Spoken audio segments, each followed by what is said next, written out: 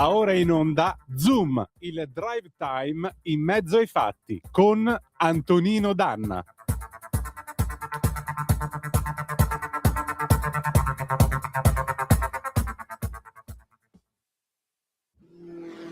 Il mio nome è Ayrton e faccio il pilota e corro veloce per la mia strada, anche se non è più la stessa strada, anche se non è più la stessa cosa, anche se qui non ci sono piloti, anche se qui non ci sono bandiere, anche se qui non ci sono sigarette e birra che pagano per continuare. Per continuare poi che cosa? Per sponsorizzare in realtà che cosa?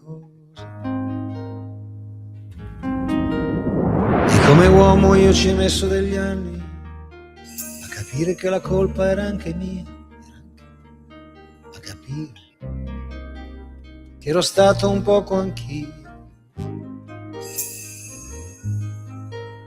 E ho capito che era tutto finto, ho capito che un vincitore vale quanto un vinto, ho capito che la gente amava me.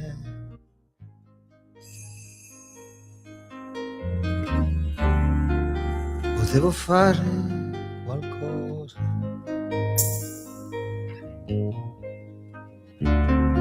dovevo cambiare qualche cosa. E ho deciso una notte di maggio, in una terra di sognatori, ho deciso che toccava forse a me. E ho capito che Dio mi aveva dato il potere di far tornare indietro il mondo, rimbalzando nella curva insieme a me.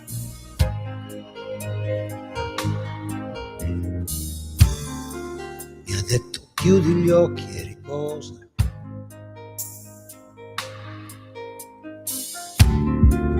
E io ho chiuso gli occhi.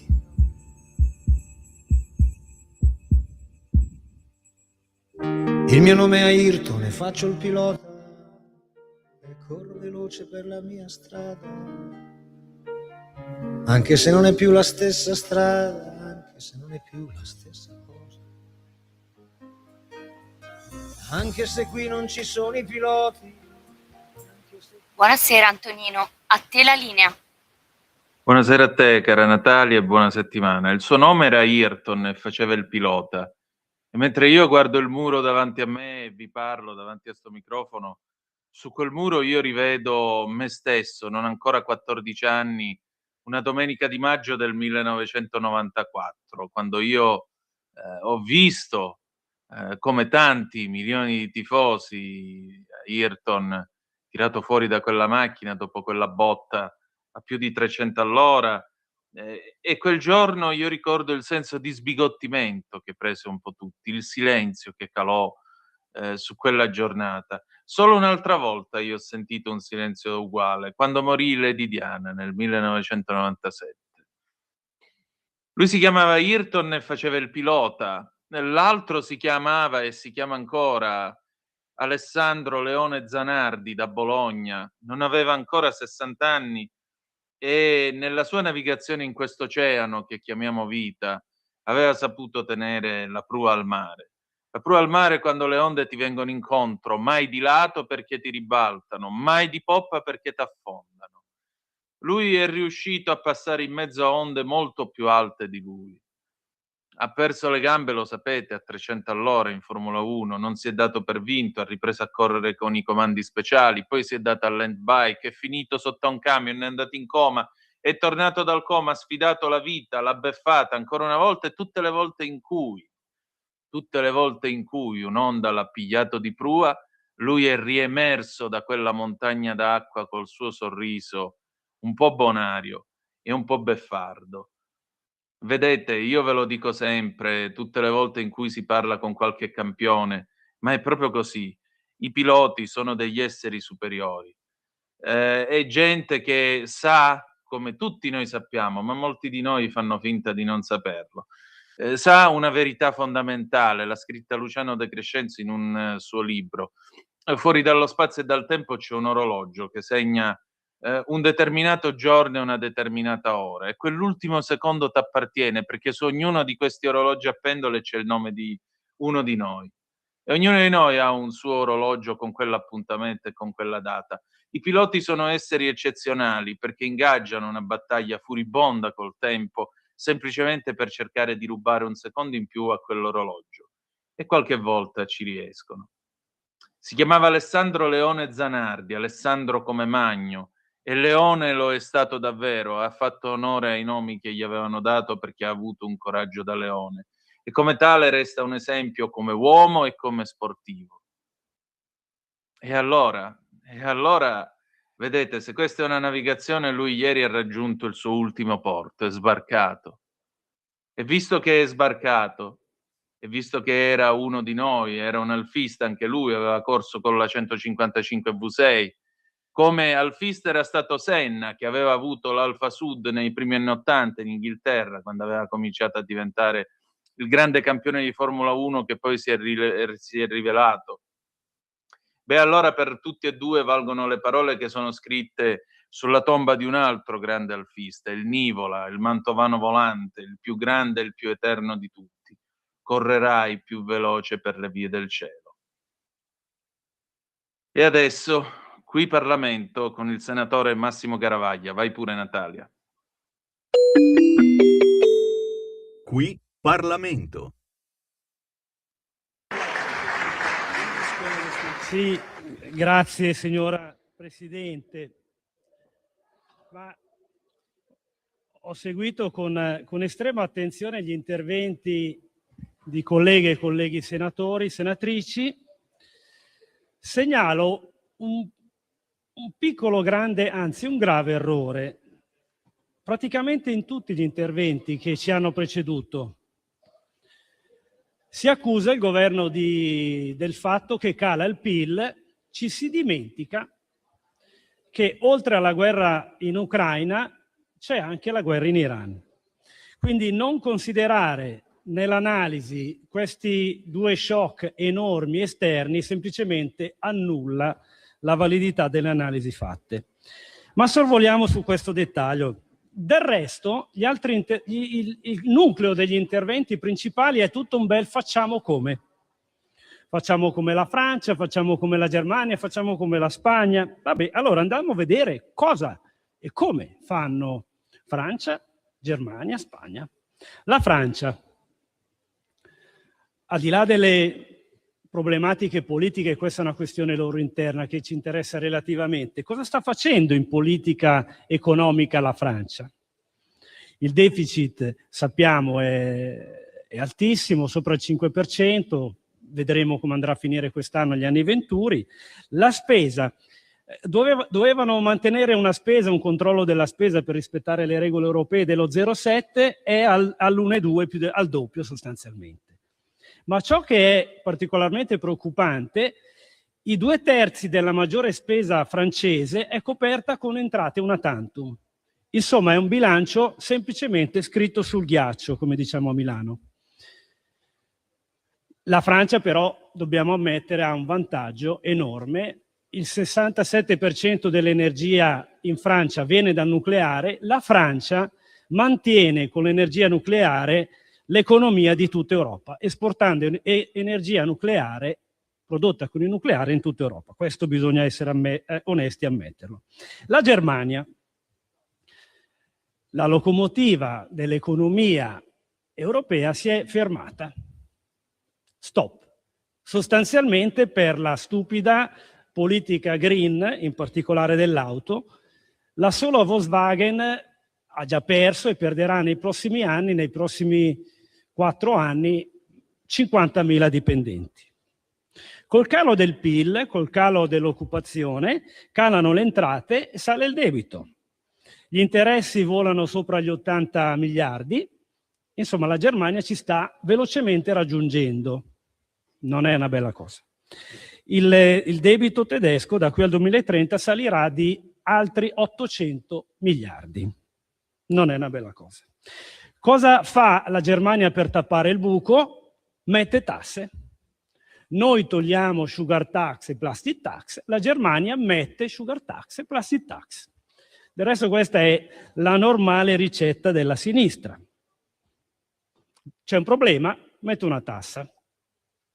Non stupisce, ho visto un po' di emendamenti della sinistra al fiscale, per esempio AVS propone la patrimoniale, siamo alle solite. La sinistra ha un problema, mette una tassa.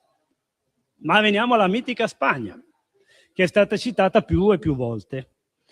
Beh, la disoccupazione spagnola sale al 10,8, si avvicina all'11%, più del doppio dell'italiana, mentre noi abbiamo il record di riduzione, il record di occupati, la disoccupazione più bassa, e dobbiamo tornare indietro decenni per arrivare al 5,1, la mitica Spagna è quasi all'11. 230.000 disoccupati in più nell'ultimo trimestre. Ma dite, ma da noi in Italia c'è il lavoro povero. Ah sì? Bene.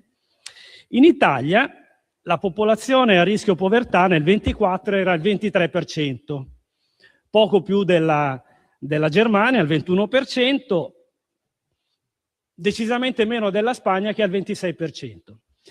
In Spagna l'indice di povertà cresce, in Italia l'indice di povertà diminuisce ancora rispetto al dato che è del 24. I dati attuali sono migliori.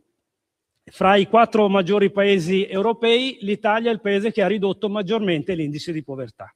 Ma perché la Spagna ha un indice di povertà così alto, fra i più alti in Europa? Perché ci sono tanti contratti part-time, perché i salari sono bassi, perché c'è tanta stagionalità. Bel esempio. Ma dite, il PIL spagnolo cresce molto. Attenzione. Il PIL spagnolo è cresciuto e cresce soprattutto per la grande entrata di immigrati.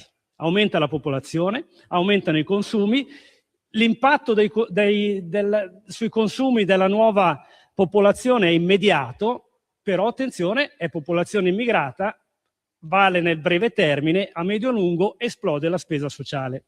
Quindi calma e gesso nel fare questa analisi. E però la Spagna in politica estera tiene la schiena diritta. Sì, la Spagna è per la flottiglia, è per la pace. Bene. Con l'Ucraina e con la Russia che cosa fa la Spagna? Il mese scorso record di acquisto di gas russo. Il mese scorso, nel mese di marzo, più 123%, alla faccia della schiena diritta. E però con Trump Sanchez tiene il punto. Sì? Sicuri? L'anno scorso la Spagna non solo rispetta l'accordo con la NATO 2%, arriva al 2,1%, più 50% della spesa militare. Vabbè. E però la Spagna ha il costo dell'energia più basso. Sì, questo è vero, senz'altro vero. Però la Spagna ha il 20% di energia nucleare. Buona parte dell'opposizione è tuttora contro il nucleare. Apriamo un focus su questo argomento. Perché si è contro il nucleare? Per motivazioni economiche, motivazioni di sicurezza, motivazioni etiche. Veniamo alle motivazioni economiche. Si può fare senza il nucleare? Semplicemente no. L'Italia usa più del 10% di nucleare. Siamo tra il 10 e il 15% di nucleare anche adesso, anche in questo momento. Semplicemente però invece di produrlo lo compriamo. Economicamente è chiaramente una cosa stupida. Siamo tra i maggiori importatori al mondo di energia nucleare.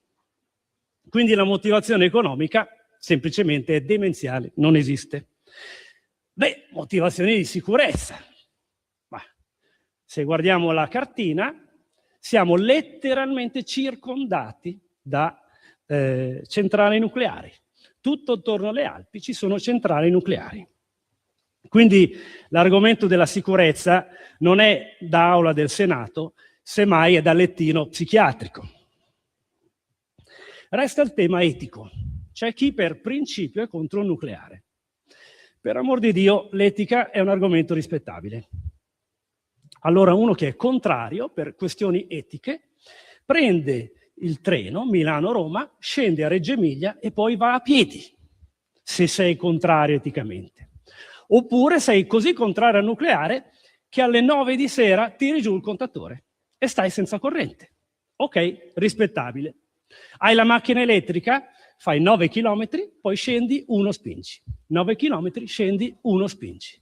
Allora funziona. Ma se non sei coerente, lascia perdere l'etica.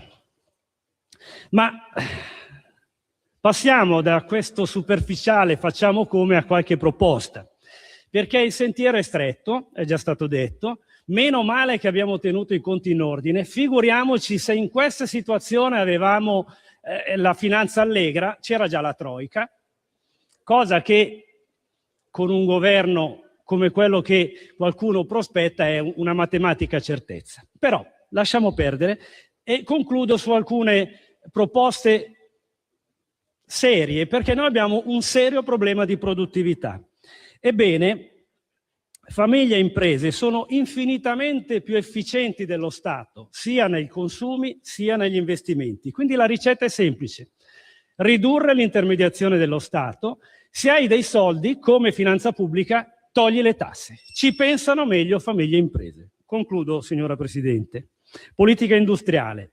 Dell'energia abbiamo detto, soprattutto dobbiamo tornare a fare centrali, tornare a produrre energia e non solo farla in Italia, anche farla in giro per il mondo, visto che la nostra filiera, penso all'Ansaldo, è particolarmente capace di farlo. Materie prime, spingiamo sulla capacità estrattiva che abbiamo e non sfruttiamo abbastanza. E poi spingiamo sui nostri punti di forza, meccanica e farmaceutica soprattutto.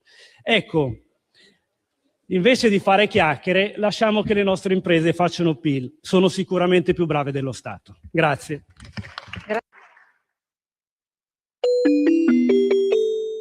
Qui Parlamento. Per la tua pubblicità visita il sito radiolibertà.net. Lo amiamo perché ci offre sempre le cose più buone e naturali. Linea Alberto Acerbis. Problemi respiratori, tosse, raffreddore, tosse secca, tosse grassa. Abbiamo il prodotto che ti può aiutare. Bronco Free, la soluzione bevibile alla bava di lumaca, timo, verbena, altea, papavero e marrubio. Un insieme di erbe e di prodotti che aiutano a sciogliere il catarro e a favorirne l'espettorazione in maniera naturale. La tosse è un meccanismo espulsivo naturale che il nostro organismo mette in atto quando all'interno delle nostre vie respiratorie entrano virus, entrano batteri, entrano sostanze che il nostro organismo ritiene dannose. Come fare per calmare la tosse? Bisogna sciogliere il catarro e favorirne l'espettorazione attraverso un mucolitico naturale. La bava di lumaca, infatti, attraverso gli enzimi litici in essa contenuti, aiuta a sciogliere appunto il catarro e aiuta la sua espulsione. Abbiamo un'offerta straordinaria per voi stamattina. Se dite ascolto Radio Libertà e chiamate lo 030 68 40 408, 3 flaconi di Bronco Free a 59 euro, e se dite ascolto Radio Libertà voi non pagate le spese di trasporto e in più avete uno splendido omaggio. Chiamate adesso 030 68 40 408. Stai ascoltando Radio Libertà. la tua voce libera, senza filtri né censura. La tua radio. A te la linea, Antonino. Grazie Natalia, alle 18:35 minuti e 50 secondi sulle magiche onde di Radio Libertà. Un breve aggiornamento dalle agenzie. L'ANSA: Germania, auto contro la folla a Lipsia, 2 morti e 2 feriti, arrestato il conducente, non è ancora chiara la dinamica dell'episodio. I media locali parlano di un SUV ad alta velocità con un uomo sul tetto e anche di un accoltellamento. Ancora il delitto di Garlasco, convocate domani le gemelle K come testimoni, Marco Poggi mercoledì. Medio Oriente, Teheran, nessuna petroliera ha attraversato Hormuz, nave sudcoreana in fiamme. E ancora il caso Minetti, Ranucci si scusa con Nordio, mi copro il capo di cenere, ma ho detto che stiamo verificando. La salute, tumore al pancreas, una proteina lo rende resistente ai farmaci, potrebbe diventare bersaglio per le terapie più efficaci. E poi nell'Oceano Atlantico, possibile epidemia in crociera, 3 morti e casi sospetti a bordo. I passeggeri sono 150, le autorità di Capoverde non hanno autorizzato lo sbarco. Infine, onda infinita di emozione per Zanardi, in bici libero nell'universo, e in Russia il Cremlino rafforza la sicurezza intorno a Putin, controlli anche sui cuochi. Ma adesso arriva lui, implacabile come sempre, Pierluigi Magnaschi con diritto e rovescio. Vai pure Natalia.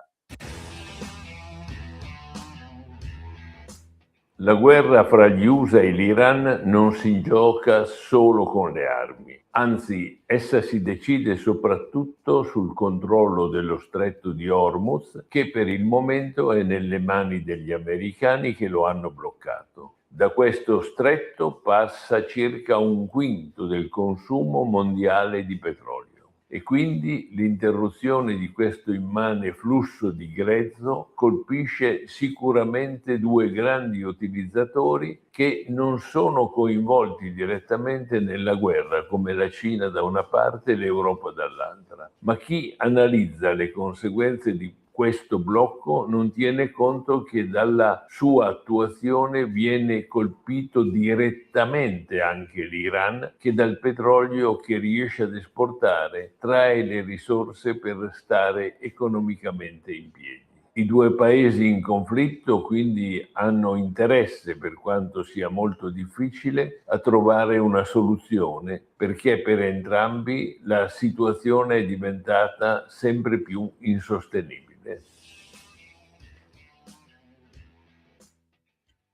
Grazie come sempre a Pierluigi Magnaschi. Noi però adesso passiamo al faccia a faccia di questa sera, il primo faccia a faccia con la collega Francesca Musacchio, perché vedete online si può trovare di tutto, anche delle vere e proprie agenzie viaggi per chi volesse entrare illegalmente nel nostro paese. Quanto costa? Tra i 2 e i 3.000 euro. Se fate invece il passeur potete anche portare a casa 30.000 euro uno sull'altro. E non solo, c'è un altro problema, c'è qualcuno che online ci spiega come vestire le donne con più modestia, cioè basta minigonna e sì burka. Attenzione a quello che ci siamo detti. Vai pure Natalia, grazie a Francesca Musacchio del Tempo, vai pure. E allora, questa sera io ho il piacere di trovare la collega Francesca Musacchio del Tempo, che ringrazio per la cortesia e per la disponibilità. Ora, io venerdì 1 di maggio ho letto un articolo che definire inquietante è fargli un complimento. Non per Francesca, ci mancherebbe, che è bravissima, ma purtroppo per la materia che viene trattata. Perché? Perché questa è un'esclusiva del Tempo, complimenti tra l'altro. La prevendita del viaggio clandestino, basta un post per salpare, paghi prima e parti, i trafficanti del mare ci spiegano come raggiungere l'Italia senza fornire nomi e documenti, cioè prezzo tra i 2 e i 3.000 euro per viaggi di 200-400 chilometri. Per i conducenti reclutati le offerte arrivano fino a 30.000 euro, cioè se vuoi fare lo scafista, se ho capito bene, puoi anche offrirti come scafista a 30.000 a viaggio. È così? Come funziona la cosa? Intanto buonasera a te, buonasera Ben ai tuoi trovata. ascoltatori e grazie dell'invito. Figurati. Sì, questo è un viaggio davvero inquietante. Abbiamo avuto la possibilità di monitorare e analizzare una lunga serie di profili Facebook, TikTok, eccetera, e siamo riusciti a risalire a uno di questi chiamati facilitatori, ok? Sì. Un pezzo della grande rete dell'immigrazione clandestina verso l'Europa, perché di immigrazione clandestina si tratta. Insomma, siamo riusciti attraverso il monitoraggio di questi profili social a recuperare un numero di telefono, perché su questi profili social vengono sponsorizzati i viaggi, ok? E poi vengono forniti dei contatti con i quali puoi comunicare anche su WhatsApp, su Telegram. Quando la trattativa diventa, diciamo, operativa, tu non comunichi più per telefono con una telefonata, tu comunichi attraverso WhatsApp, attraverso Telegram. Infatti la chiamata che noi abbiamo fatto a questo facilitatore l'abbiamo fatta su WhatsApp, ok? Anche perché era un numero estero. Quindi l'abbiamo fatta su WhatsApp con un numero naturalmente non attribuibile a me, insomma un numero che poteva essere credibile anche per loro.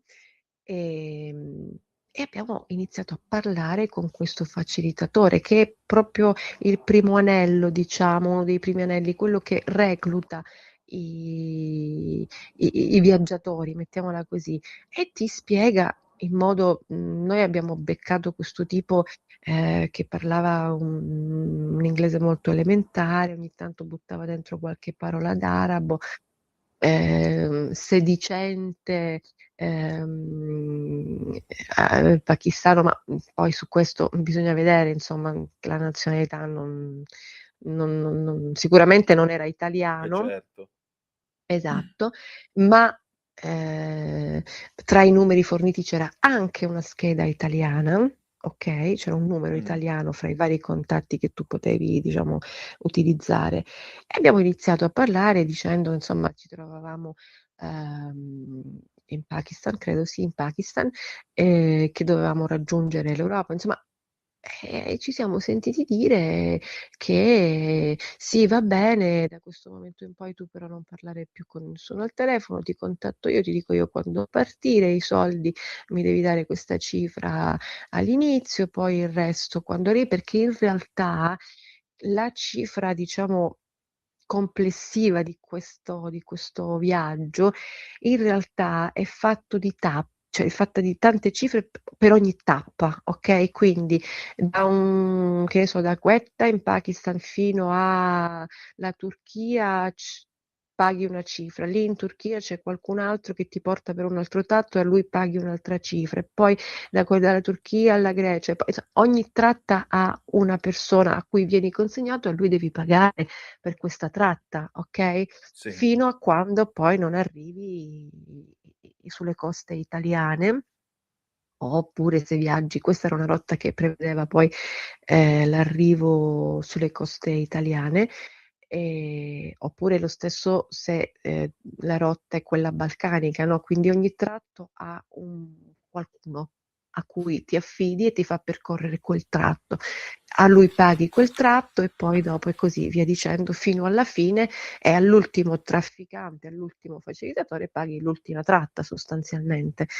E quindi ti dicono devi aspettare le istruzioni, ti arriveranno delle istruzioni su WhatsApp, ti diremo noi quando partire, tu non parlare con nessuno, portati poche cose. È una conversazione molto veloce, all'incirca 1 minuto e mezzo, dove però ci sono state date le prime informazioni. Quindi in realtà noi adesso stiamo aspettando il messaggio che ci dica ok, se vuoi partire si parte, non so, domani a Tottora trovati lì, e dai la prima cifra a questo primo passaggio, e poi se non ti presenti il problema è tuo, non è loro naturalmente, e a loro non interessa nulla che tu poi arrivi o no in buona salute alla fine del tuo viaggio.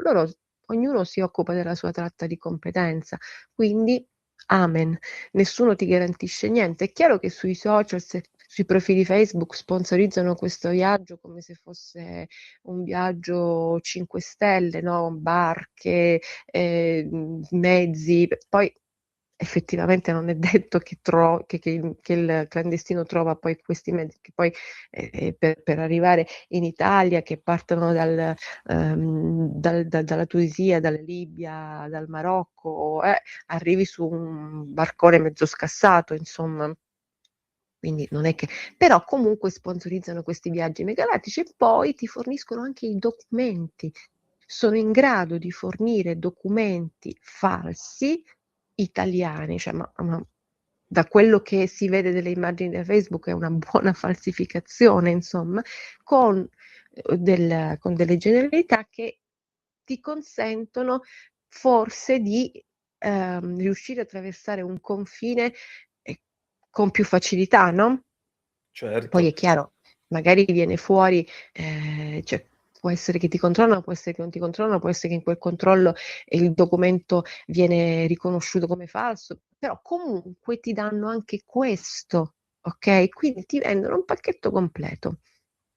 Senti, E tu? tra l'altro, leggo qui, la cosa che più mi ha inquietato: "È sicuro, chiediamo, la voce cambia tono solo per un istante, la gente arriva. Se fai quello che ti diciamo, arrivi." Esatto, Che è esatto. come Se fai quello dire, che ti insomma, diciamo. vedi di tenere la bocca chiusa, che Mh-mh. se no ti finisce male. Lo Sì, trovo perché un sacco di intimidatorio. volte lo è, perché un sacco di volte ci è stato ripetuto di non parlare con nessuno, di non se cambi numero di telefono fammelo sapere, okay, ma non parlare con nessuno, non rispondere a numeri che non conosci, rispondi solo a questo numero dove col quale abbiamo, diciamo, stabilito, iniziato la trattativa.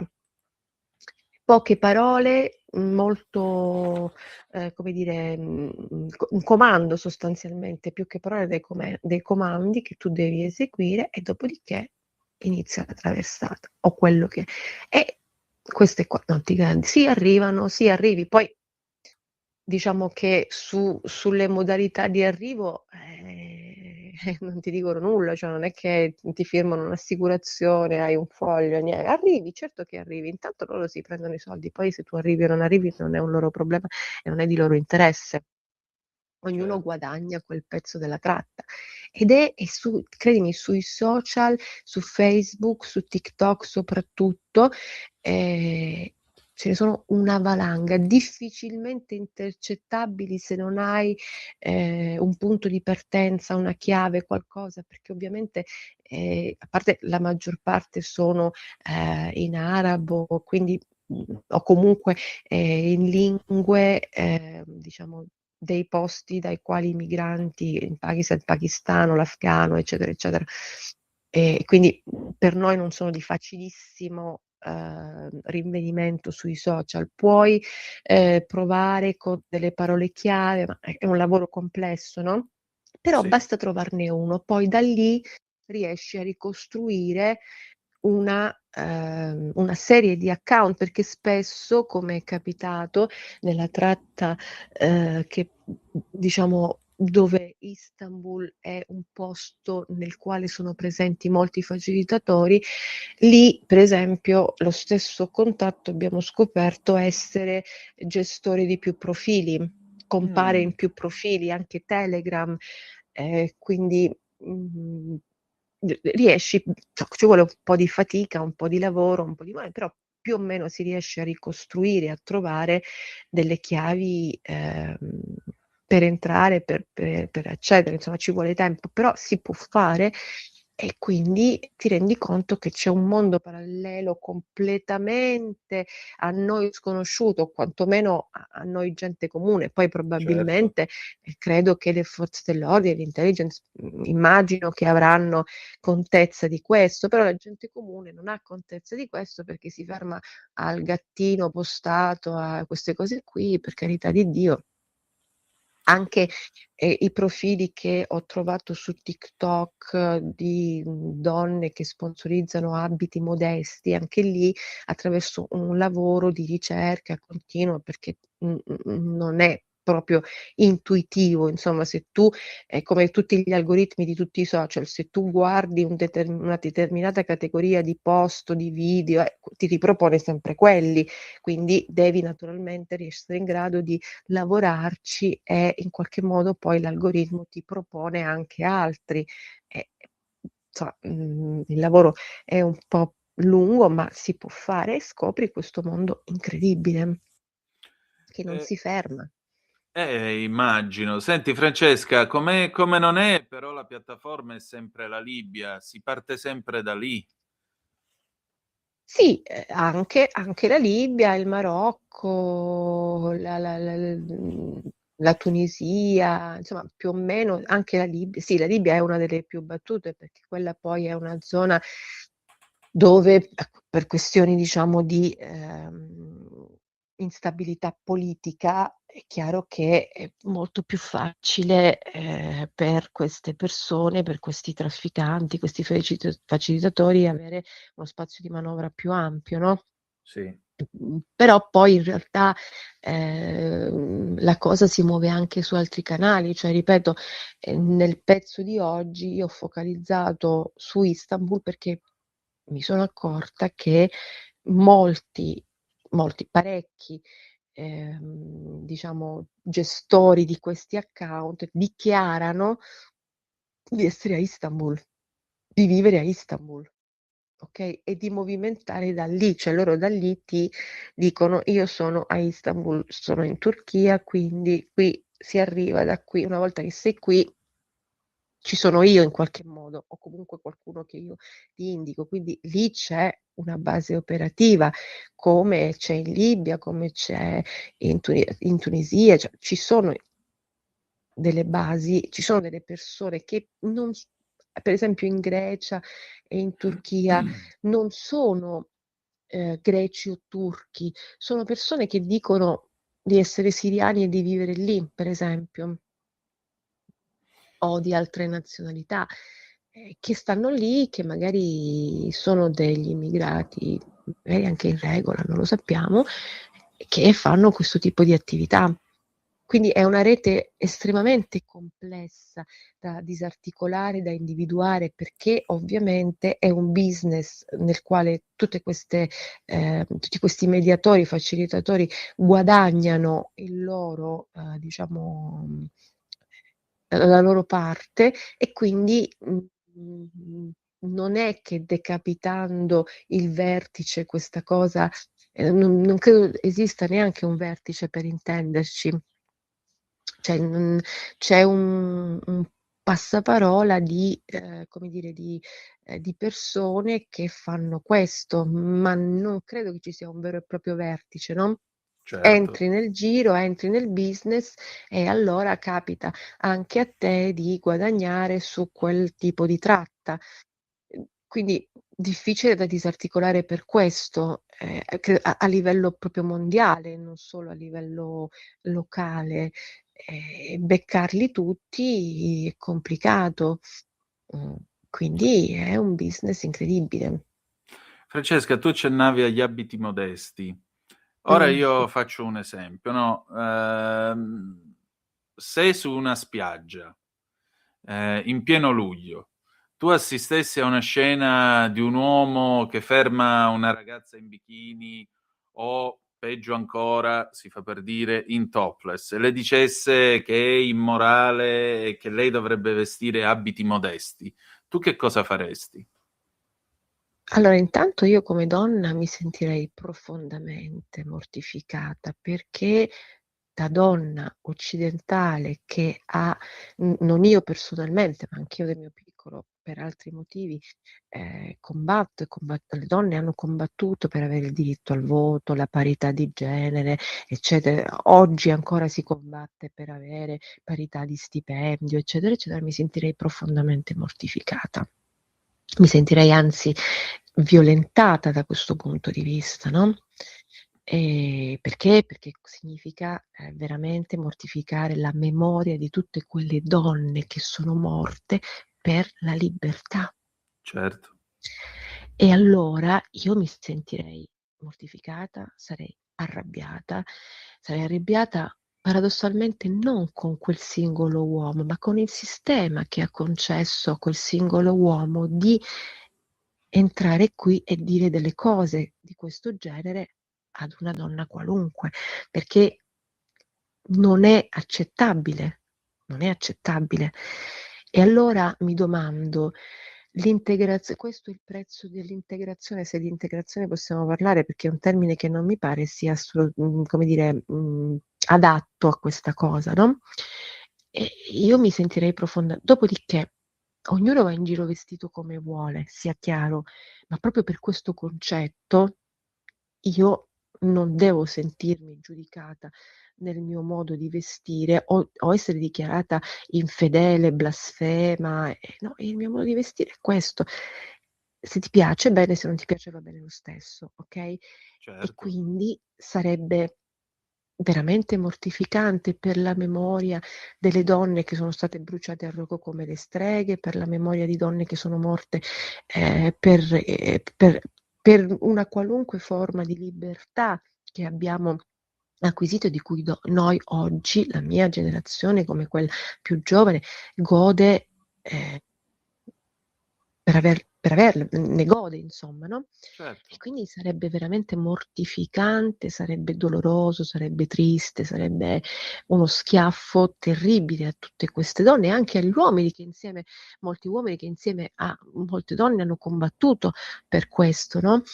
E pensare che la nostra civiltà occidentale, che è discutibile, che è imperfetta, che è piena di ingiustizie, che però ha questo tipo di impostazione, debba essere in qualche modo modificata o comunque mortificata da questo tipo di posizioni, un po' mi fa riflettere, anzi un bel po', e dovrebbe far riflettere tante persone, perché qui non si discute della fede che tu professi, del Dio in cui credi. A me non interessa nulla qual è il tuo Dio, se è Buddha, se è Allah, se è una pianta, non mi interessa nulla. L'importante è che rimanga nella tua sfera privata e lì deve nascere e morire, okay, perché io ho un'altra visione, tu un'altra. E raccontare che tutto questo sia giusto e tutto il resto sia ingiusto, non mi convince per niente. E mi domando, il mondo progressista, no, Sì. davanti a tutto questo, come si pone? Io non vedo, non sento battaglie delle donne progressiste, del mondo progressista in generale, per le donne che ancora oggi, mentre noi parliamo, vengono arrestate, uccise, fatte sparire in Iran. Io non sento niente di tutto, non vedo manifestazioni con bandiere di queste donne, non vedo nulla, non sento nulla, non vedo talk show accorati e dilaniati per queste donne, non le vedo, come per le donne afghane, per esempio, che nel momento in cui la coalizione internazionale si è data, loro sono ripiombate in una situazione peggiore di quella in cui si trovavano prima. È vero. Non Vergogna. non vedo, non vedo, non sento, non vedo manifestazioni, non sento, cioè vedo e sento movimenti pro Pal e contro Israele, più contro Israele che contro pro Pal, dove fino a prova contraria, e qualcuno però mi deve portare la prova, che Israele non sia una democrazia. Quando qualcuno mi porterà la prova che Israele non è una democrazia, allora a quel punto possiamo iniziare a ragionare. Fino a quel punto, per me, la democrazia è in Israele, non a Gaza. La democrazia è in Israele, non in Iran, non in Afghanistan. Ma su questi concetti non trovo, non vedo, non sento, ma posso sbagliare, magari mi è sfuggito qualcosa e se così è cortesemente segnalatemelo, di questo mondo progressista che si straccia le vesti per queste donne e per questi uomini, per queste popolazioni che vivono lì, perché anche gli uomini in questi contesti, se non aderiscono esattamente a quel tipo di ideologia, vengono arrestati, uccisi, eccetera. E quindi mi domando, qual è il cortocircuito di questo mondo progressista, di questo mondo così aperto, di questo mondo che detiene la verità assoluta, perché non so, non capisco. Io sono sempre al fianco di qualunque tipo di dissidenza all'interno di regimi autoritari o teocratici. Io sono sempre dalla parte dei dissidenti, degli uomini e delle donne, però non vedo la stessa, diciamo,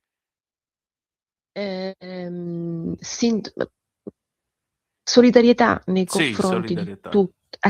nei confronti di tutta delle dissidenze che abitano per loro malgrado questi contesti, anche in Cina, in Come Russia, no, come no. in Corea del Nord e in Sì. qualunque posto ci siano dei governi autoritari, io sono sempre dalla parte di tutti i dissidenti di questi governi. Però non me pare che il mondo progressista sia su questa linea. Scelgono le dissidenze che fanno comodo in quel momento, ammesso che poi si tratti anche di dissidenze, perché in Palestina in Gaza stiamo parlando di tutt'altro, Certo. perché a me è sembrato, ma posso sbagliare anche qui, a me è sembrato che le manifestazioni fossero a favore di Hamas, non dei palestinesi uccisi da Hamas, però posso sbagliare anche qui, per carità di Dio. Non ho visto manifestazioni contro Hamas, ho visto manifestazioni contro Israele e sono due cose diverse. Perché Infatti. nelle manifestazioni pro-Pal ho visto le bandiere di Hamas che fino a prova contraria, anche qui attendo con ansia la prova contraria, fino a prova contraria, Hamas è un gruppo terroristico. Infatti.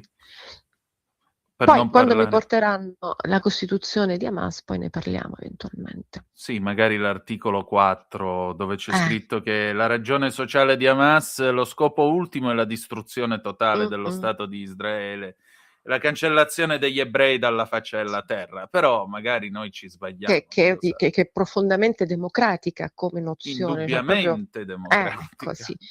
Esatto, quindi per carità di Dio. Poi possiamo attribuire colpe e responsabilità a Israele, di questo possiamo discutere, però ricordiamoci sempre che per loro è sopravvivenza, per loro Israele è sopravvivenza e loro non credo che ce l'abbiano con i palestinesi tout court, perché tu sei palestinese o sei io credo che il discorso sia molto diverso, ma è stato raccontato in un altro modo, quindi oggi ci troviamo da anni in realtà le manifestazioni pro Palestina, le bandiere di Hamas che veramente mi sorprende il fatto che nei racconti, diciamo, giornalistici e non solo, questo elemento sia puntualmente sottovalutato. Qualcuno lo accenna, ma più che accennarlo non accade. Infatti. E quindi mi sorprendo, capisci? Mi sorprendo e dico: "Beh, allora siamo destinati", per tornare diciamo al punto, siamo destinati a sentirci poi dire un giorno ci sentiremo dire sulla spiaggia: "Eh no, ma tu in bikini non ci puoi stare perché è immorale, vatti a mettere il burkini". Ma già, se non sbaglio, tu hai visto qualcosina propagandato su TikTok del genere, o sbaglio? Ma ce n'è tantissima di questa roba, ce n'è tantissima.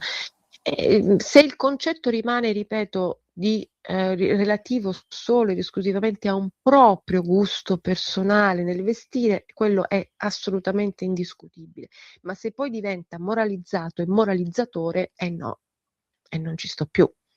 Lì non ci sto, perché nessuno ha il diritto di dire a me come a nessun altro come vestire, oppure attribuire un valore, morale a quel mio modo di vestire, okay, non è possibile, non lo puoi fare, perché non è questa la morale. Altro è entrare in un luogo di culto, perché io in qualunque luogo di culto entro, che sia una chiesa, che sia una moschea, che sia una sinagoga, non importa, io entro rispettando quel luogo di culto e le persone che ci stanno dentro. Quindi, ovvio, non entro in pantaloncini e canotta in chiesa, non entro in pantaloncini e canotta in moschea, non entro in pantaloncini e canotta in sinagoga, ma questa è una forma di rispetto perché entri in casa d'altri e stiamo parlando di un'altra cosa, okay? Quindi se vuoi ci entri, se vuoi non ci entri. Se tu vuoi stare in pantaloncini e canotta, allora lì non entri, ma perché quello è un luogo privato e religioso.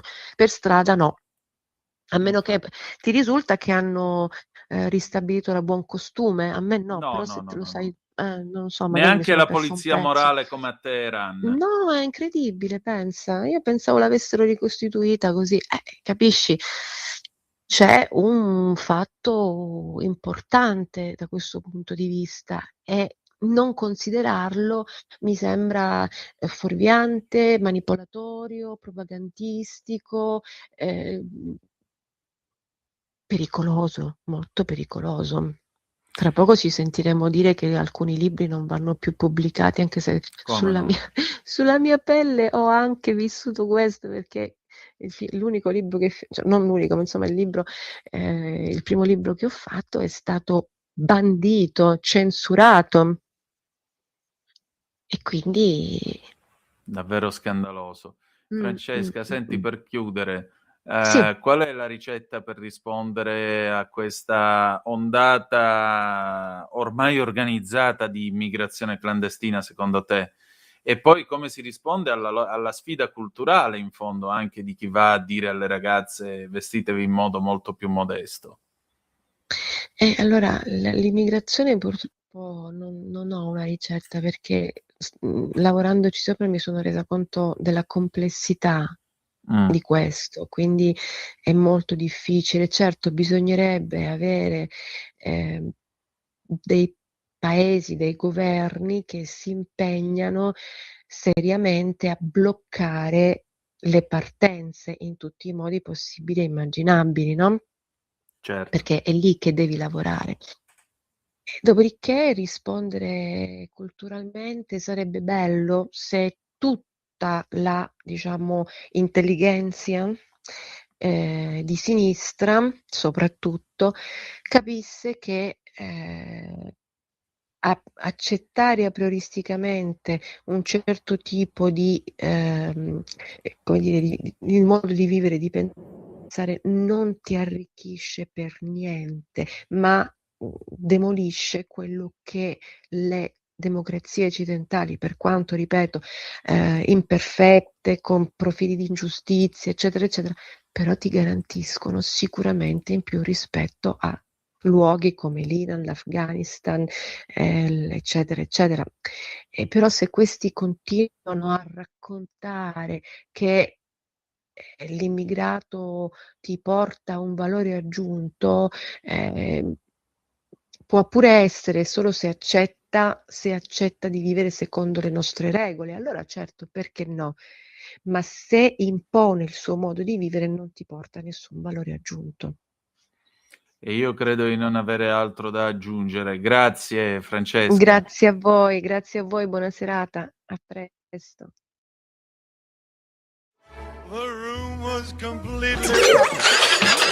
Stanco di perderti i tuoi programmi radiofonici preferiti? Vorresti la tua musica, le tue voci amate sempre con te, ovunque tu vada? Radio Libertà, l'applicazione che trasforma il tuo smartphone e tablet nella tua radio personale. Scaricala ora, è gratis per i dispositivi Android e iOS. Avrai tutta la programmazione quotidiana di Radio Libertà a portata di mano. Scopri di più su radiolibertà.net. Semplicemente la tua radio.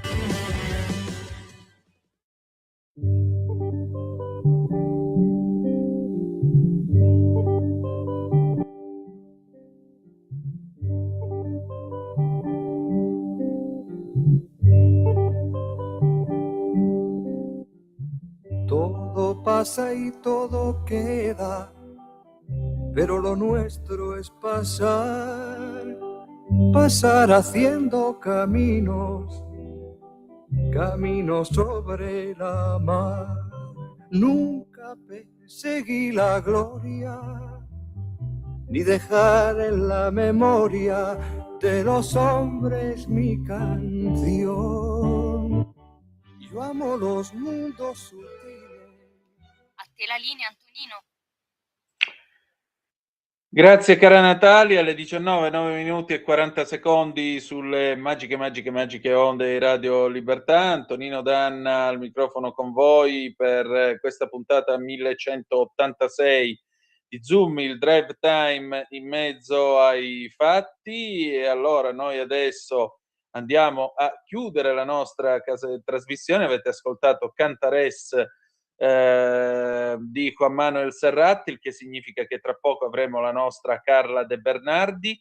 Vi do un aggiornamento, la notizia di questa sera, appunto, l'auto contro la folla, Lipsia, 2 morti e 2 feriti, arrestato il conducente, scrive l'Ansa, non ancora chiara la dinamica dell'episodio. I media locali parlano di un SUV ad alta velocità con un uomo sul tetto e anche di un accoltellamento. In particolare, sempre l'Ansa scrive che un'auto si è lanciata contro un gruppo di persone nel centro di Lipsia. 2 persone sono morte, 2 sono rimaste gravemente ferite. Lo riporta il sito della Reuters citando l'emittente locale MDR in contatto con la polizia locale. Secondo il sindaco di Lipsia, Burkhard Jung, il conducente è stato arrestato. Lo riporta la Bild aggiungendo che Jung ha dichiarato che non sussiste più alcun pericolo. Sul luogo dell'incidente sono presenti circa 10 ambulanze, i negozi della zona pedonale sono chiusi. Non è ancora chiara, scrive ancora l'Ansa, la dinamica dell'episodio, ma secondo l'emittente locale Radio Leipzig, rilanciata da Reuters Online, un SUV Volkswagen danneggiato con una persona sul tetto è stato visto sfrecciare ad alta velocità in una zona pedonale della città. L'emittente cita testimoni oculari che parlano di diversi corpi coperti da lenzuola e che si sarebbe verificato anche un accoltellamento. Adesso noi torniamo sulle orme del cammino di San Francesco con la nostra Carla De Bernardi. Appuntamento domani alle 14 con me e Laura Ravetto per l'altra metà della radio, e alle 18:15 come sempre la puntata 1187 di Zoom, in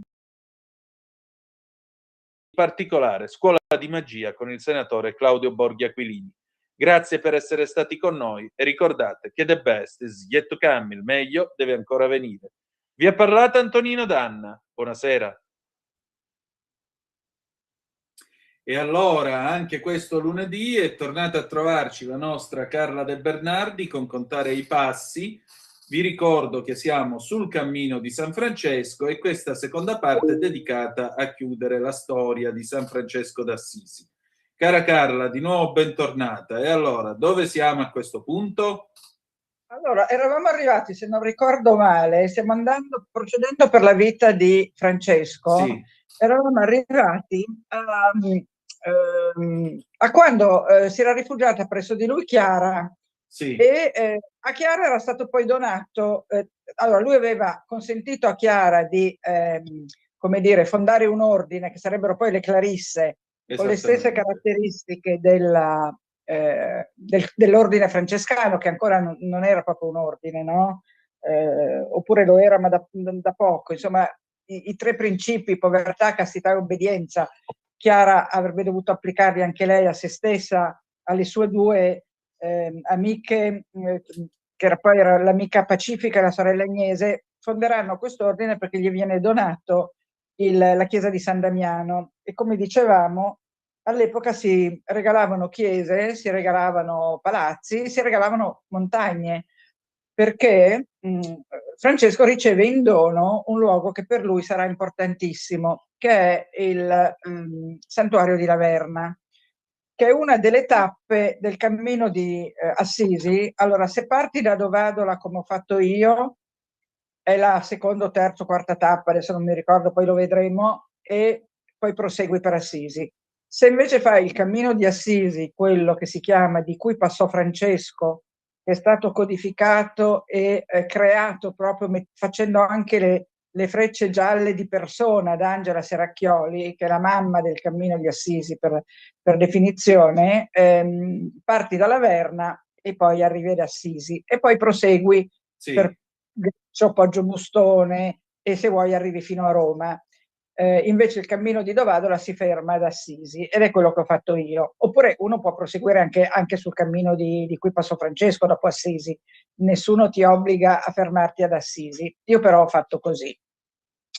Quindi Francesco riceve in dono da il conte Orlando Catani di Chiusi il santuario di Laverna, dove arrivi quando hai superato il santuario di Camaldoli. Poi vedremo la tappa Camaldoli Laverna, non l'anticipo qui perché sarà una delle tappe.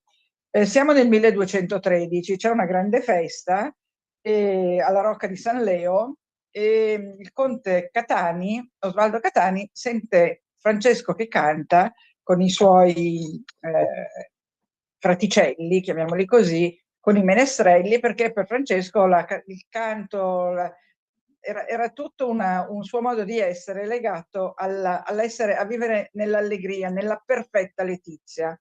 Perfetta letizia era proprio il motto francescano. Lui di sé e dei suoi compari diceva: siamo i giullari di Dio, proprio perché si sentivano dei giullari.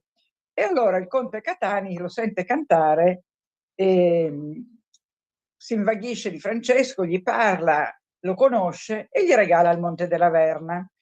Gli regala il Monte della Verna, che tra l'altro lo si vede, il Monte della Verna, e di questo poi parleremo quando parleremo di Caprese Michelangelo, la tappa di Caprese Michelangelo, che è il luogo dove nacque Michelangelo. Lì c'è tutta una questione che poi dibatteremo sul fatto se sia nato esattamente a Caprese o no, però ufficialmente nella gara di del luogo di nascita di Michelangelo ha vinto Caprese, tant'è che poi ha aggiunto il nome Caprese e il nome Michelangelo, quindi a Caprese Michelangelo, e sullo sfondo di un quadro, di un tondo, che se non ricordo male è il Tondo Doni, ma lo vedremo nella tappa, non l'ho controllato, ma mi sembra sia proprio il Tondo Doni, sullo sfondo si vede proprio la Rocca di Laverna. E forse si vede anche nella Cappella Sistina, su questo sono meno sicura e lo devo veramente appurare perché non voglio dire una fesseria. Però sicuramente nel Tondodoni sullo sfondo, sulla destra, si vede il Monte della Verna. Riceve in dono questo monte, cosa fa?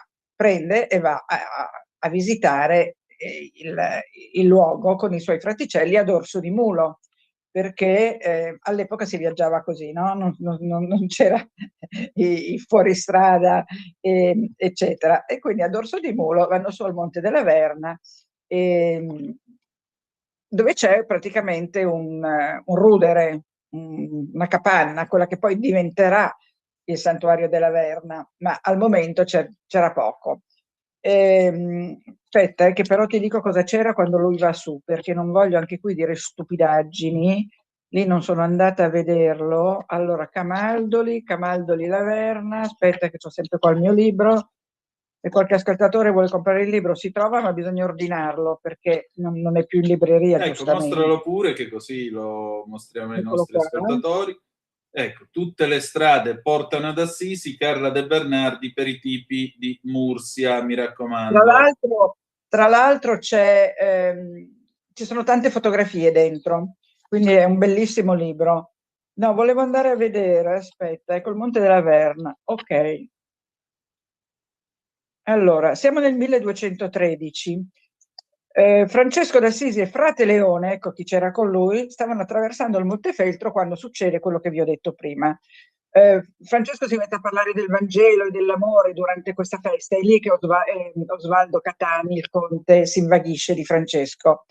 E lui addirittura, Francesco sembra che sia montato su un muretto e abbia intonato una canzone, diceva: tanto è quel bene che io aspetto che ogni pena mi è diletto. Tanto no, lui era sempre ottimista, positivo, allegra, ogni pena mi è diletto. E quindi gli viene regalato questo monte. Francesco manda 2 compagni a verificare che il luogo fosse adatto alla contemplazione e poi va su. Salì al monte su un dorso d'asino, come vi dicevo, e poi però i dettagli ve li do dopo. E cosa c'era su a Laverna? Ma no, qua non lo dico, quindi non mi ricordo, aspetta. Salire al borso di un asino con i 3 compagni, Leone, Angelo e Rufino, Silvestro, Illuminato, Masseo e Bonizzo. Questi sono quelli che vanno con lui. I 3 compagni erano Leone, Angelo e Rufino. Si erano aggiunti Silvestro, Illuminato, Masseo e Bonizzo. Lasciamo stare come le condizioni in cui lui trova Laverna, cercherò di capirle per la prossima volta, perché adesso Laverna è un grande santuario, certo. E quindi sicuramente non era così, no? Nel 1213. Però Francesco va su con i suoi amici e con i suoi asinelli e trova che il luogo è molto adatto alla contemplazione, che era quello che lui voleva. E quindi Laverna diventerà il luogo importantissimo nella storia di Francesco, perché sarà lì che resisterà alle tentazioni del diavolo e riceverà le stimmate. Va bene, e siamo nel 1213. In quegli anni Francesco riceveva talmente tante richieste di entrare nell'ordine, anche da laici, che fondò l'ordine terziario francescano, proprio per i laici che non erano convinti di diventare frati, ma volevano rispettare i precetti di Francesco. E quindi, ed esiste ancora, no? L'ordine, il terzo ordine francescano, i terziari e le terziarie francescane, no? Tu sicuramente sai di che cosa sto parlando. Sì. Detto anche ordine francescano della penitenza, e ci sono veramente tanti laici che ne fanno parte, magari anche tra persone che conosciamo noi. Nel frattempo cominciò a organizzare delle spedizioni in Medio Oriente, si imbarca per la Siria, questo l'avevamo già detto, ma deve tornare indietro per una tempesta. Nel frattempo va nel Marocco per predicare presso il sultano, predicare ai saraceni, ma deve tornare in Italia perché si ammala. Nel frattempo vengono uccisi dei frati in Marocco, e questo fu l'episodio dell'uccisione di questi frati in Marocco, 5, fu quello che spinse Sant'Antonio da Padova, di cui abbiamo già parlato, a entrare nell'ordine. E ti ricordi che abbiamo detto che Sant'Antonio era il prediletto di Francesco, fu l'unico che fu autorizzato a predicare praticamente. E il sentiero di cammino di Assisi, da Dovadola a Laverna e poi ad Assisi, nella prima tappa dopo Dovadola incrocia l'eremo a Montepaolo, incrocia proprio l'eremo di Sant'Antonio. L'abbiamo già detto, ma le cose ripetute poi entrano meglio si ricordano meglio. In quel periodo lui si aggiungono ai suoi amici, si aggiungono Giovanni Parenti e frate Elia. Frate Elia sarà molto importante nella diatriba successiva alla morte di Francesco, poi vedremo perché. Intanto Francesco aveva cominciato a fare dei miracoli, aveva guarito una puerpera moribonda, aveva guarito uno zoppo, aveva guarito un paralitico, aveva esorcizzato una che era in preda a un'ossessa, insomma aveva fatto tutti questi miracoli. E poi c'era stato il famoso episodio del lupo, no? A Gubbio. Sì. E a Gubbio c'è proprio una chiesetta che si chiama la Vittorina, che vedremo poi nella tappa di Gubbio, dove proprio è avvenuto il miracolo del lupo, perché c'era questo lupo che terrorizzava gli abitanti di Gubbio, feroce, e quando arriva Francesco gli chiedono di ammansire il lupo e lui lo ammansisce, al punto che il lupo è sempre rappresentato mentre gli sta dando la zampa, no? Questo anche negli affreschi di Giotto. Nel frattempo siamo arrivati al 1217, quando viene nominato Papa il conte Ugolino, e viene nominato Papa col nome di Gregorio IX. È un suo grande ammiratore, però anche poi con Gregorio IX ci saranno degli attriti, e vedremo perché, soprattutto dopo la morte di Francesco, perché dopo la morte di Francesco ci saranno due schieramenti, lo vedremo quando arriveremo alla sua morte, perché lui muore nel 1223. Intanto ottiene per la Porziuncola, di cui vi ho già parlato l'altra volta, quindi non torno su che cos'è la Porziuncola, quella capanna che adesso è dentro Santa Maria degli Angeli, ottiene l'indulgenza plenaria per chi visita la Porziuncola il 2 agosto, che era l'anniversario proprio della consacrazione della Porziuncola, e quindi l'indulgenza plenaria anche adesso credo che venga concessa se entri alla Porziuncola il 2 agosto. Io non ci sono entrata il 2 agosto e quindi non l'ho avuta, però io avevo già avuto l'indulgenza plenaria sia a Roma, in Vaticano, in San Pietro, che a Santiago, quindi avevo già 2 indulgenze plenarie. Non è che le indulgenze plenarie si collezionano come le figurine, quindi diciamo che andava bene così. Nel 1223, proseguiamo per cronologia, a Greccio, che è una delle tappe dopo Assisi, del tratto appunto che va fino a Roma, inventa il presepe, cioè mette in scena una rappresentazione teatrale con delle persone che rappresentano la nascita di Gesù a Betlemme, e quindi Giuseppe, Maria, il bambinello, i magi, gli angeli, la cometa, i pastori e tutto quello che succede, ed è proprio un tableau vivant, come dicono i francesi, i nostri amici francesi, è l'invenzione del presepe. In quel caso è un presepe vivo di persone, e poi diventerà il presepe che tutti, non tutti, ma molti abbiamo nelle nostre case. Io per esempio avevo un presepe bellissimo di personaggi di gesso coloratissimi che avevo comprato a Milano, ma era un presepe pugliese bellissimo, e l'ho regalato ai miei nipotini, E da quando loro hanno l'età per capire il presepe, quindi da quando hanno 2-3 anni, per loro fare il presepe è una festa grandissima, e lo fanno appunto col presepe che era mio. Ci mettiamo lì, facciamo il prato, mettiamo le lucine, poi i magi arrivano il 6 gennaio, mentre loro di solito sono via, quindi quando tornano, mentre sono via, io arrivo e metto i magi, così li trovano, e quando loro sono via preparo anche la calza della Befana su ognuno dei loro letti, e lascio sempre la finestra socchiusa, in maniera che quando tornano loro sanno che la Befana è entrata dalla finestra socchiusa, perché la prima domanda che mi fanno è: nonna, ma come ha fatto la Befana a entrare in casa? E dico, abbiamo lasciato la finestra socchiusa prima che voi partiste per la montagna. In realtà non è così, perché sennò la casa si devasta, ma io la sera prima, quando porto le calze, metto i magi e apro leggermente la finestra.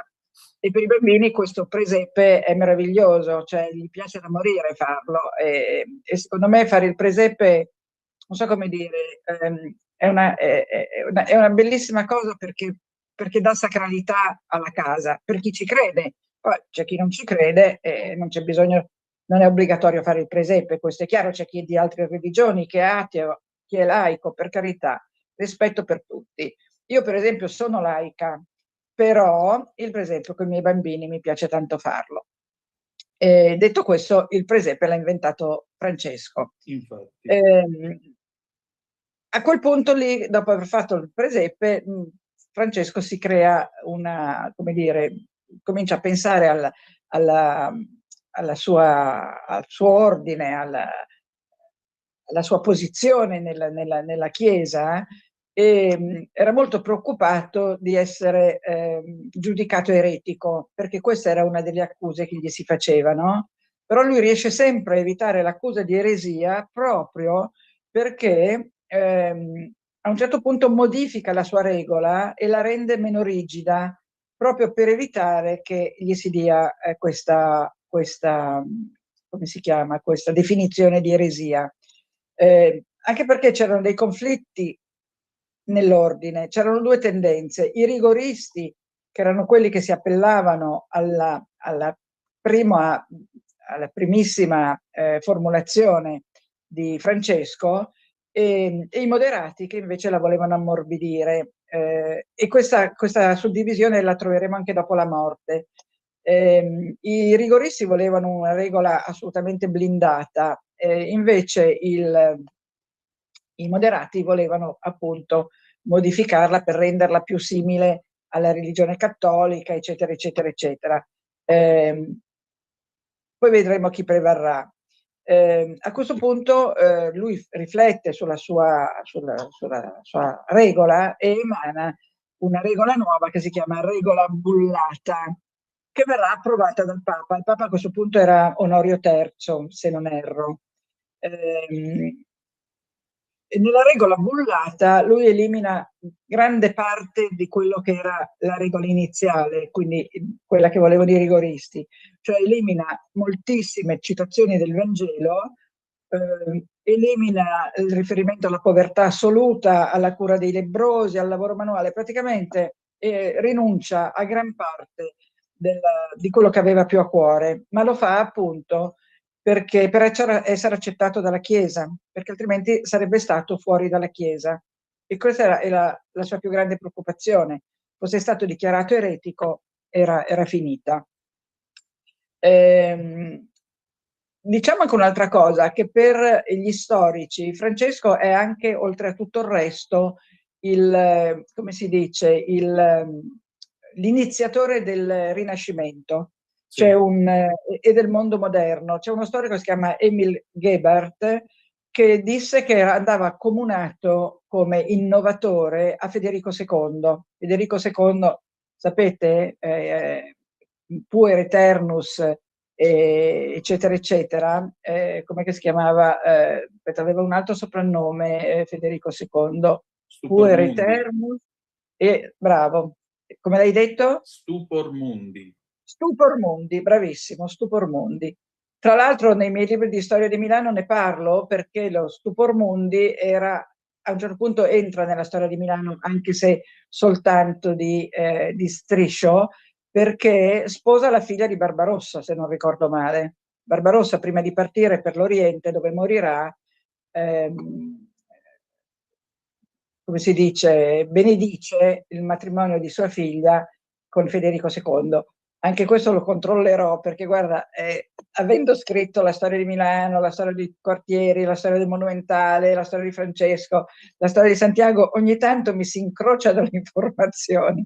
Io non sono una storica, non sono Augias o Barbero. Adesso ho citato due storici che io non amo particolarmente, ma comunque sono molto celebrati, e quindi onore a questi due storici. Ecco, io non sono una storica, per cui ogni tanto mi si incrocia Francesco con Barbarossa.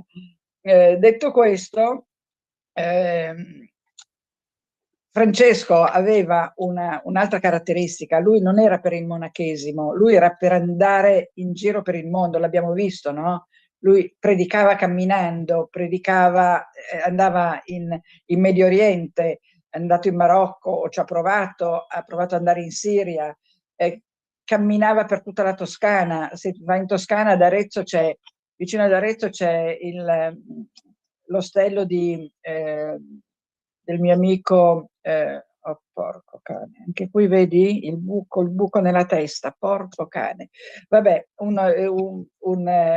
un ostello di pellegrini, e lì c'è un cammino di Francesco che va fino a Cortona. Sono poche tappe, però anche quello è un cammino che Francesco faceva. Ci sono le celle di San Francesco su questo cammino. E lui andava in giro, predicava camminando, non era un predicatore stanziale, e neanche i suoi fraticelli. Quindi lui aveva questo ideale di propagare l'amore per tutte le creature, no? Il cantico dei cantici, no, il cantico dei cantici, il cantico dei cantici è la Bibbia, il cantico com'è che si chiama? Il cantico delle creature, si chiama così, no? Sì, Aiutami tu. Il cantico delle creature. Sì. Il cantico delle creature, no, perché il cantico dei cantici è un'altra cosa.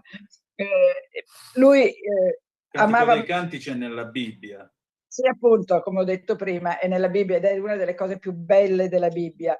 Lui invece fa il cantico delle creature, e lui amava Madonna Povertà, no? E nel cantico delle creature lui proprio dice Madonna Povertà, poi dice sorella Acqua, sorella Morte, è da leggere il cantico delle creature.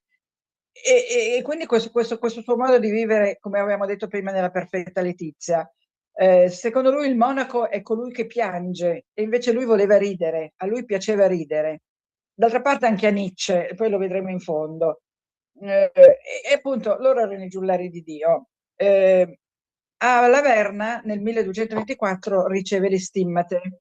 Non le farà mai vedere a nessuno, credo forse soltanto a Frate Leone, forse, ma non le mostrò mai a nessuno le stimmate. Sempre a Laverna decise che il suo simbolo sarebbe stata la croce Tau, che la croce Tau è quella croce, no? con la Sì, parte superiore a forma di T.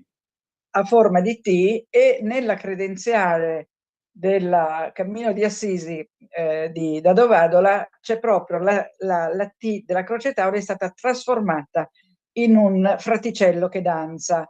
Se ce l'hai da qualche parte quella credenziale, se la riesci a ritrovare, se no la faremo vedere la prossima volta. Sì, la prossima volta, perché qui non ce l'ho più. Tutte queste croci Tau trasformate in fraticelli che danzano, e quindi la Perfetta Letizia, i giullari di Dio, eccetera, eccetera, eccetera. Siamo arrivati praticamente alla fine della vita di Francesco. Per lui si ritira, comincia a soffrire di atroci mal di testa, passa 2 mesi a San Damiano, dove scrive appunto un altro cantico, che è il cantico di Frate Sole. Poi si ritira a Rieti nella casa di un medico che si chiamava Tebaldo il Saraceno, che era il medico musulmano del Papa. Il Papa in quel momento aveva un medico musulmano. Riuscì a guarire da questi suoi atroci mal di testa, si trasferì a Siena, dove scrisse il suo testamento, e poi capì che era la fine e si fece portare alla Porziuncola. Lui voleva morire alla Porziuncola, dove morirà il 3 ottobre del 26.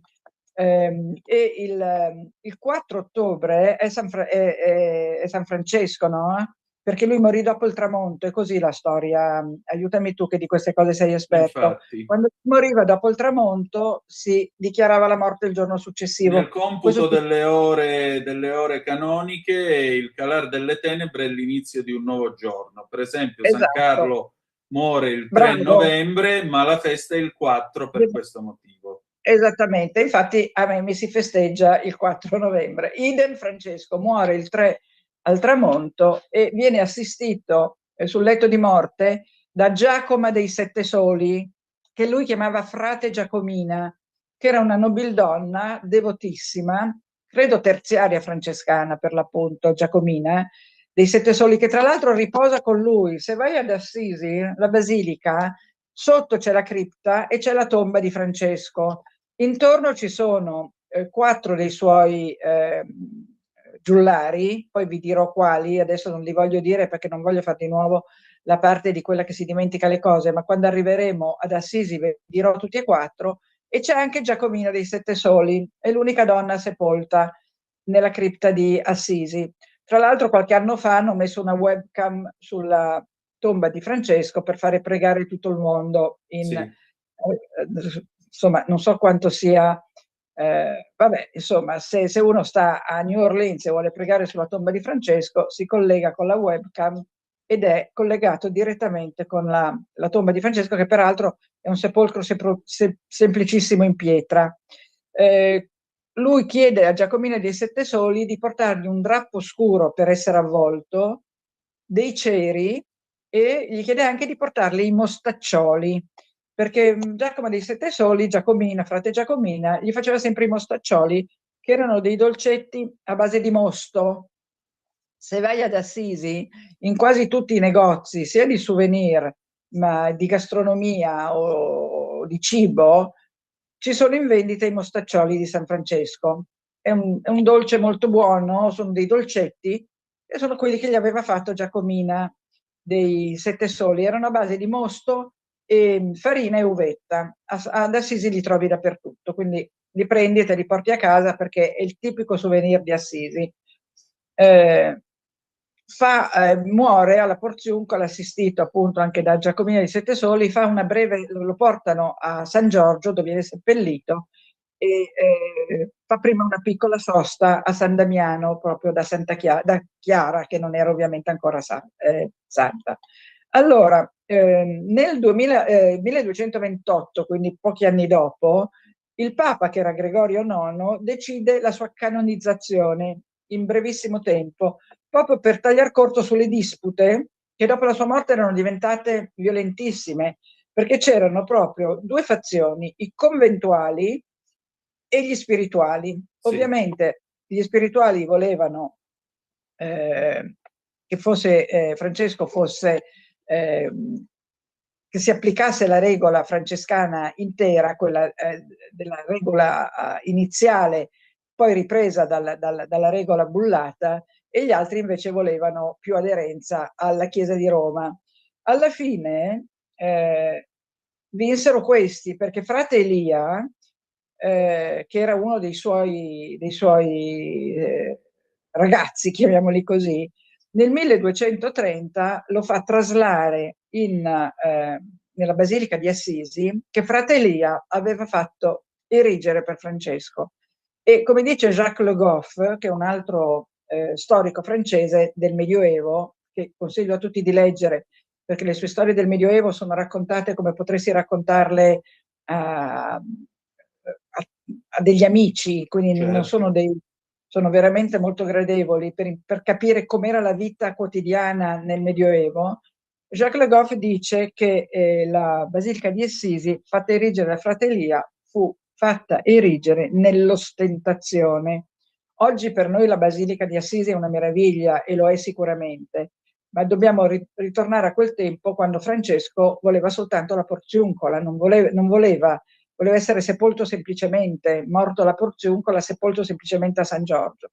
Invece viene traslato in questa grande basilica, tutta affrescata poi da Giotto, che frate Elia aveva fatto erigere, come dice Le Goff, nell'ostentazione. Nello stesso periodo, ecco che Gregorio IX tradisce quello che aveva detto di Francesco, fa una bolla che si chiama Quo Elongati, nella quale nega la validità del testamento che Francesco aveva fatto nel 25-26, poco prima di morire. Perché lui nel suo testamento aveva reintegrato tutti i principi della primissima bolla, quella del 1210, quella che aveva presentato al Papa Innocenzo III, che l'aveva scacciato, come ti ricordi, dicendogli che era sporco e sembrava il guardiano dei porci. In quella bolla c'era tutto il francescanesimo e lui poi successivamente abbiamo visto poco fa l'aveva in parte edulcorata per non passare per eretico, ma con la bolla, col testamento, scusami, del 1225-26 lui reintroduce tutti i suoi principi rigidissimi, che era la sua reale visione del mondo. Padre Elia, che a quel punto stava reggendo l'ordine, quando muore Francesco diventa Padre Elia che farà appunto la basilica, sarà lui a reggere l'ordine e lo reggerà fino al 1239 e sarà lui che rimetterà l'ordine francescano nei binari dell'ubbidienza a Roma. E la basilica la basilica di Assisi ne fu il simbolo, no? Cioè la povertà, l'obbedienza, la castità, tutte le cose di Francesco che diventerà santo e di Santa Chiesa, che era già santo perché lo fa santo rapidamente il Papa, ma avevamo detto Gregorio IX, nel 28, Frate Elia rinnega praticamente, normalizza la regola di Francesco. A un certo punto, 6 anni dopo la morte di Frate Elia, c'è un momento in cui sembra che si possa tornare alla regola francescana vera e propria, ed è quando viene nominato Papa Pietro da Morrone, Sì. che altri non è che Celestino V. Infatti. E che era un eremita. E di Pietro da Morrone magari parliamo la prossima volta. Pietro da Morrone sappiamo che è seppellito nella basilica dell'Aquila, all'Aquila. Come si chiama la basilica dell'Aquila? Aiutami. Della Perdonanza. No, la Perdonanza Santa Maria Maggiore, Santa Maria degli Angeli, se non sbaglio. No, Santa Maria degli Angeli è ad Assisi. No, ti sto parlando della basilica di Collemaggio. Collemaggio. Io sono stata all'Aquila dopo il terremoto e sono andata a visitare la basilica di Collemaggio, che era tutta puntellata, anche dentro, le grandi colonne erano tenute insieme da cinghie, era tutta puntellata, perché il terremoto non l'ha buttata giù per miracolo, quindi l'hanno tenuta insieme legandola, ma la bara trasparente di cristallo di Celestino V è rimasta integra e Celestino V, io l'ho visto sdraiato nella sua bara di cristallo, che non ha subito danni dal terremoto. Il problema di Pietro da Morrone, lo sappiamo, cos'era successo, no? La diatriba con Bonifacio VIII, per cui Pietro da Morrone rinuncia ben presto al papato e di lui Dante dirà che fece per viltade il gran rifiuto. Ma non fu per viltade, fu esattamente il contrario. Lui fece il gran rifiuto perché Bonifacio VIII, che in quel momento non era papa, ma voleva diventare papa, voleva dettargli le regole del suo papato. Voleva che Celestino V gli ubbidisse, e Celestino V, Pietro da Morrone, che era un eremita, non ne voleva sapere di ubbidire a Bonifacio VIII, e che diventerà papa dopo di lui, e quindi rinuncia a essere papa. Erano andati a pescarlo proprio in un eremo perché volevano qualcuno di manipolabile, no? Allora Bonifacio VIII voleva manipolare il papa nuovo e quindi andò a cercarselo in un eremo, appunto l'eremo dove lui era Pietro da Morrone, perché voleva una persona debole, una persona da poter utilizzare come voleva lui, e invece si è trovato di fronte a Celestino V, che si è ribellato. Quindi il suo piano di manipolare il Papa fallì, ma Celestino V, dimettendosi, rinunciando, perché non è una dimissione, rinunciando, gli spianò la strada come Papa. E questa è la storia di di Celestino V. Diciamo che Francesco, il suo biografo, che era Tommaso da Celano, lo chiamò la sancta novitas, una santa novità che secondo Tommaso da Celano avrebbe continuato a illuminare il mondo, e così è stato, perché Francesco è rimasto nella storia come uno dei più grandi personaggi non solo della religione, ma anche non solo del cristianesimo, ma anche proprio della storia, intesa la storia con la S maiuscola, no? Lui è stato il precursore degli ecologisti, delle femministe, ha creato un mondo nuovo, ecco, esattamente questo, ha creato un nuovo mondo. E io credo che proprio in momenti come questo, dove sta prevalendo di tutto a livello di, come si dice, desiderio di potere, desiderio di ricchezza, le guerre che sono in corso, un momento veramente terribile per l'umanità, io credo che la figura di Francesco sia veramente molto importante e veramente da ricordare continuamente, non solo il 4 di ottobre. Io a Francesco penso spesso, a parte che qui appunto ho la Croce Tau, il libro, il Cammino di Assisi mi è rimasto nel cuore, proprio mi ha impresso un sigillo francescano nel cuore. Tra l'altro, prima vi parlavo di Nietzsche, no? Perché vi leggo un brano di Nietzsche che scrisse: questa corona di colui che ride, questa corona di rose, a voi fratelli miei getto questa corona. Io ho santificato il ridere, voi uomini superiori imparate a ridere.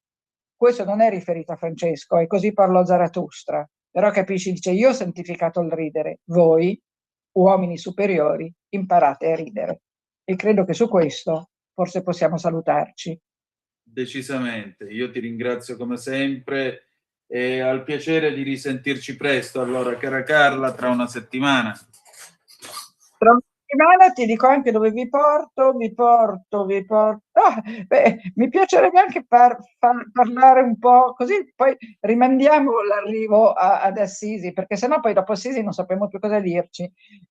Un po' di breve storia del camminare, perché la storia del camminare è interessante, ci sono tanti personaggi e tanti aneddoti sui camminatori, che non sono quelli che abbiamo raccontato fin qua, ci sono tante altre cose da dire sui camminatori. Dopodiché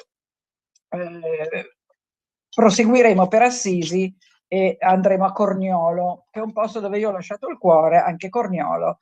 E a Corniolo ho incontrato un personaggio che c'è ancora. Se andate a Corniolo, andate alla pizzeria da Gigino, che non è Di Maio, No. che è il pizzaiolo di Corniolo, che io lo vedo sempre su Facebook e nel libro lo cito, perché Gigino di Corniolo è un personaggio straordinario. La prossima tappa è Corniolo, ma prima facciamo una breve storia del camminare.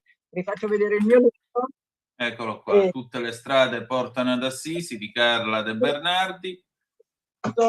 E alla settimana prossima. Grazie, alla prossima settimana di nuovo.